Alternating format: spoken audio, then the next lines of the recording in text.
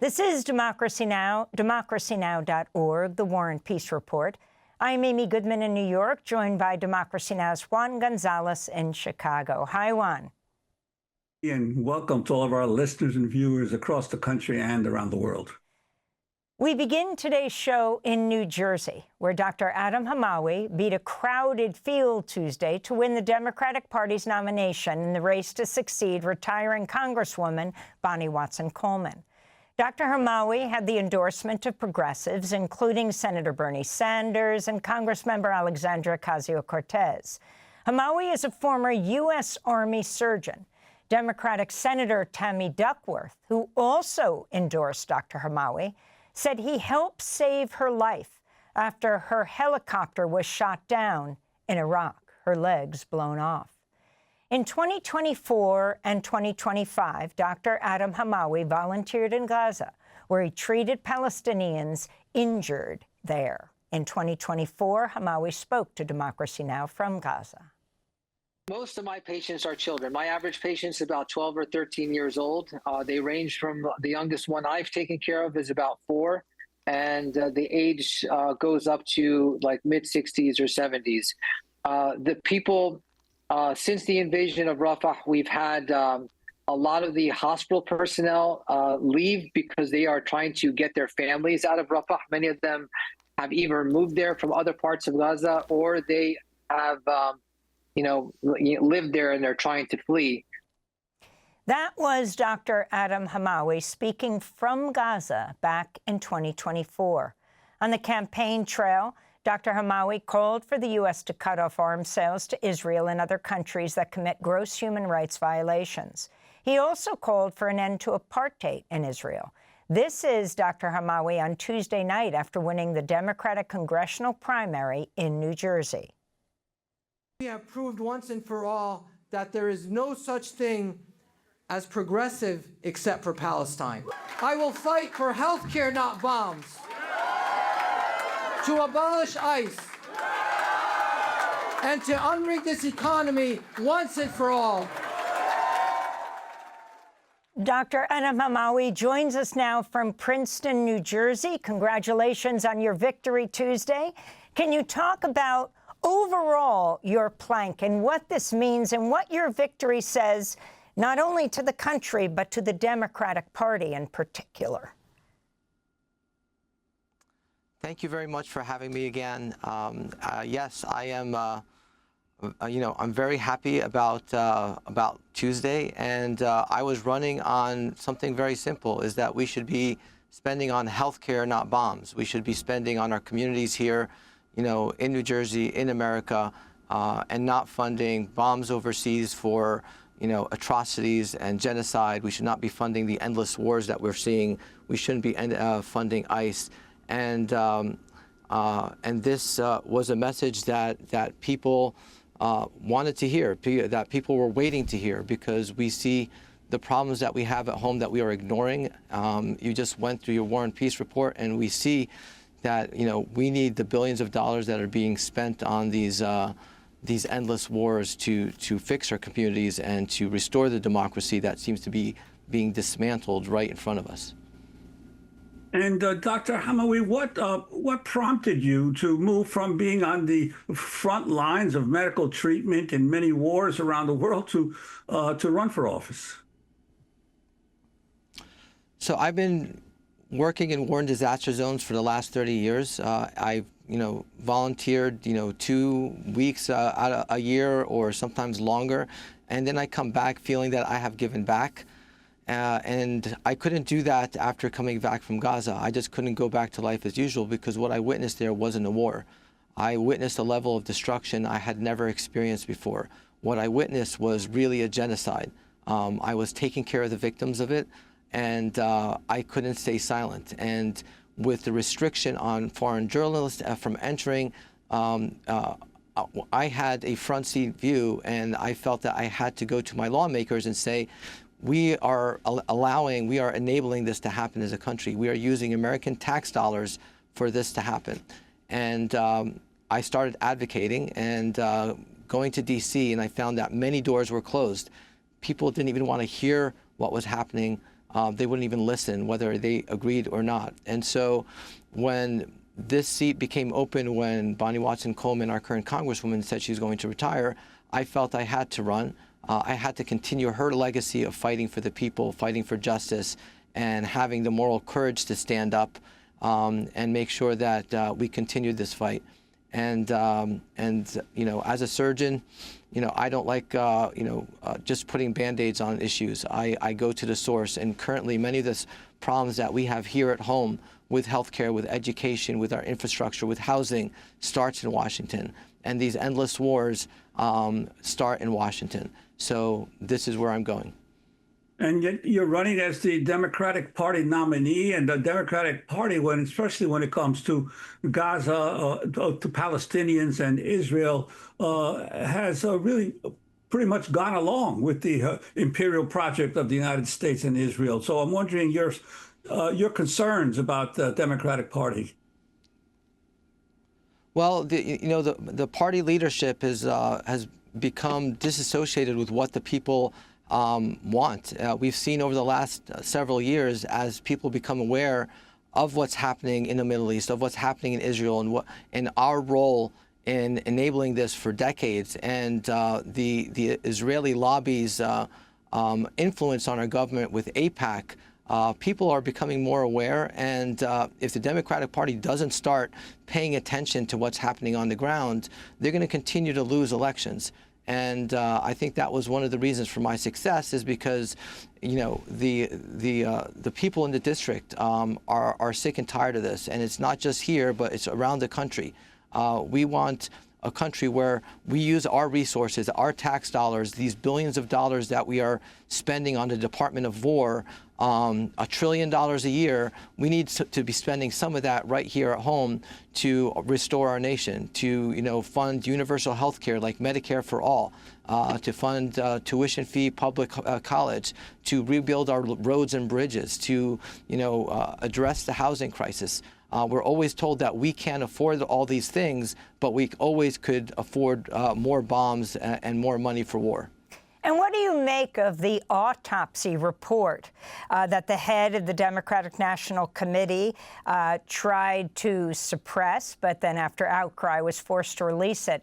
And there wasn't any mention of Israel, no mention of Gaza. And yet, at the Democratic National Convention, I'm going to also put this question to Hassan Piker in the segment we do with him. We know what a major issue this was just at the convention alone, with delegates outside holding a sit-in for over 24 hours, demanding a Palestinian-American voice in the convention. Then when the autopsy comes out, it's not just that they dealt with Israel and Gaza, the occupied territories, in a certain way, but they didn't mention it at all. Well, Israel is the third rail of American politics. You can't criticize Israel or else, and has been, you know, the norm for decades, and that's falling apart now. And this is why we see these, you know, these frantic gestures to try to restore it. But the reason we lost the 2024 elections is not because more people came out to vote for Trump. It was because less people came out to vote for Harris, for the Democratic Party, because it's ignoring these issues. And this autopsy report, and you know, that needs an autopsy report as well, is how was such a big issue ignored? You know, AIPAC still has a huge influence on our politics, and we need to address that, or else we are not going to be able to move forward, and the party's not going to succeed and is going to continue losing elections, like I said. And Dr. Hamawy, I'd like to ask you about some of your the issues that you've been addressing in your campaign. You've called for tuition-free public colleges and universities. Why is this so important, and how would it be paid for?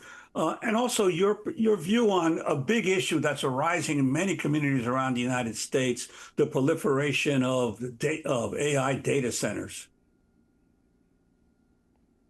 Well, we are the richest country in the history of the world, you know, and we are the only developed country that doesn't have universal, you know, medical care, that can't provide basic education for our youth. And we keep spending $1 trillion on war and defense, and yet, when we have poor education, when we have health and bad infrastructure, I mean, these are security issues in itself. And so it seems that our focus really isn't on security. Our focus is really on profits for the corporations, and that's the military-industrial complex, all these defense contractors that are making money and profiting off of war, and the billionaires who seem to be getting wealthier and wealthier. And we're told that, how are we going to afford all this? Well, if we just took a fraction of what we are spending on war and spent it on these issues that we need at home, we're going to be able to fund it. We're spending $1 trillion, and we are spending more than the next 9 countries combined. If we took 20%, 30% from that budget and started spending it here at home, here in New Jersey, here around the country, we'd still be #1. So we have the money, we're just not making the choices. It's a lack of political will, and it's because of all the influence that the corrupt influence that we have in Congress. And we need to start addressing these directly.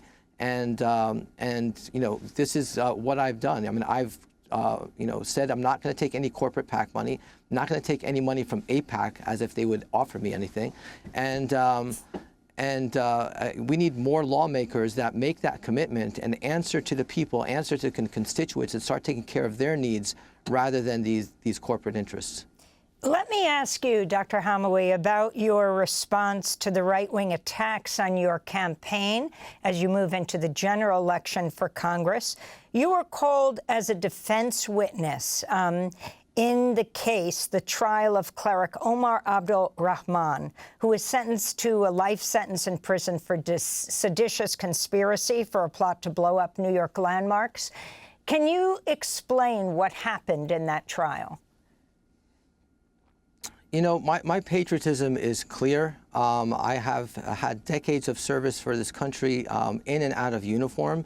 And, this is just an attempt to distract from everything that I've done and bring up really that, over 30 years ago, there was very few religious figures in New Jersey, New York area. I was, in a last-minute carpool and was asked to testify about the events that happened during that ride.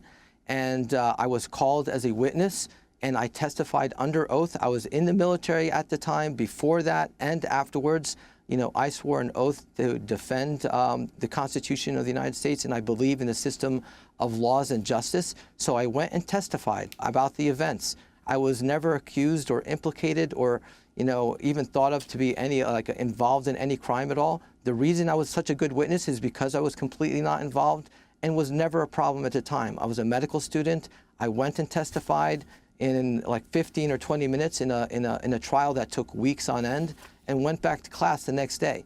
The fact that they are trying to use this to make a story just shows how desperate they are and that they have nothing else to talk about. They're ignoring my service. They're ignoring that I'm a 9/11 first responder and that I've been fighting terrorism and war and my entire life and saving lives. These are the same people that are advocating for war. These are the same people who are funding ethnic cleansing and genocide. These are the same people who are, funding the dismantling of our democracy. And this is all they have to argue with. Doctor, in 2024, Senator Tammy Duckworth appeared on NBC News and advocated for your evacuation from Gaza at the time. I'm alive because of Dr. Hamawy and the doctors and health, medical folks who saved me in Iraq. He was there. He took care of me when I couldn't take care of myself. But this is what he does, and this is what so many of these doctors are doing. He and his colleagues are in there providing aid, everything that they can do to help save lives there. I think he's in the European hospital. But again, this is happening. We've been helping other groups of doctors like Med Global get in and out and continue to provide aid. But he certainly is very near and dear to my heart because he saved my life 20 years ago.